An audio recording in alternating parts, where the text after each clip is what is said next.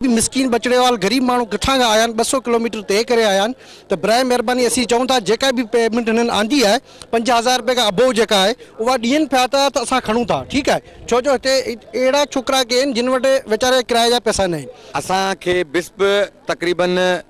4 महीने जो कॉन्ट्रैक्ट ॾिनो हो जेको 4 महीने ताईं महदूद असां कमु मुकमल कयो जंहिंजी सैलरी असांखे सिर्फ़ु 2 महीननि जी ॾिनी वई आहे। असांखे 4 महीने खां बेनज़ीर इनकम सपोर्ट प्रोग्राम जे तरफ़ां असांखे सैलरी कोन ॾिनी वई आहे जेको असांजो प्रोजेक्ट है सुधी वाइंड अप थी चुको आहे ऐं असां चयो वियो त प्रोजेक्ट जीअं वाइंड अप थींदो तव्हांखे सैलरी पे कई वेंदी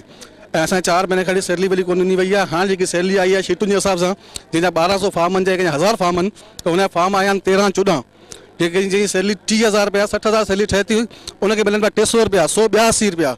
ये कहिड़ो इंसाफ़ आहे असां सां? 500 छोकिरा ऐं छोकिरियूं आहिनि टोटल डिस्ट्रिक्ट सिजावल ऐं ठट्टो 2 डिस्ट्रिक्ट आहिनि जेके हिन में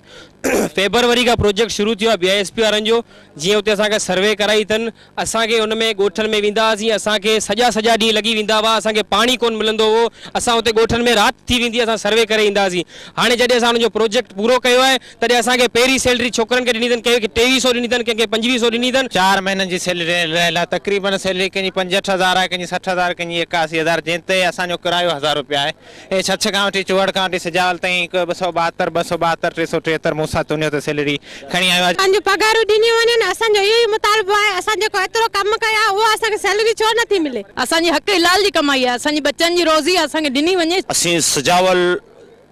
ठट्टे ज़िले सां तालुक़ु रखंदड़ जेके बि ग़रीब जेके माण्हू भेनरूं जेके ॿाहिरि असांजा आया आहिनि असांखे इहो ड्रामेबाज़ी करे चऊं त बाबा तव्हांजी सैलरी गुड़शेंदी में कयूं था जॾहिं त सैलरी जे लाइ असीं पिया आहियूं त उहो ई साॻई नानी कुनड़ो कंपनी ऐं पीपल कंपनी टू पीपल हिकिड़ो एग्रीमेंट आहे उहो उन्हनि जो एग्रीमेंट बि थियल आहे उन एग्रीमेंट जे तहत हीअ उन्हनि जी 3 पघार आहे उन में 4 पघारूं आहिनि 2 हिननि खे अॻ में मिली चुकियूं आहिनि ऐं 3 हीअ पघार आहे जेका हिननि खे असां ॾियूं था पिया हाणे सो उन जे करे उन में थोरो परसेंटेज ऐं फार्म ते बहस थो हले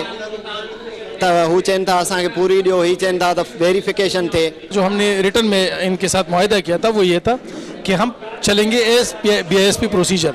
उनकी प्रोसीजर ये है कि जो फार्म डिस्क्रिपेंट है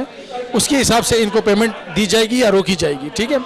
और अगर सबकी क्लियर हो गए और वो हमें देंगे तो हम इनको बिल्कुल क्लियर करेंगे। वफ़ाक़ी हुकूमत ऐं सिंध हुकूमत खे घुर्जे त हिननि मुलाज़िमनि जो जेको एहतजाज आहे उन जो नोटिस वरितो वञे। कैमरामैन नबील मीडिया सां गॾु मीर ज़ुल्फ़कार, सिंध TV न्यूज़, मलीर, कराची।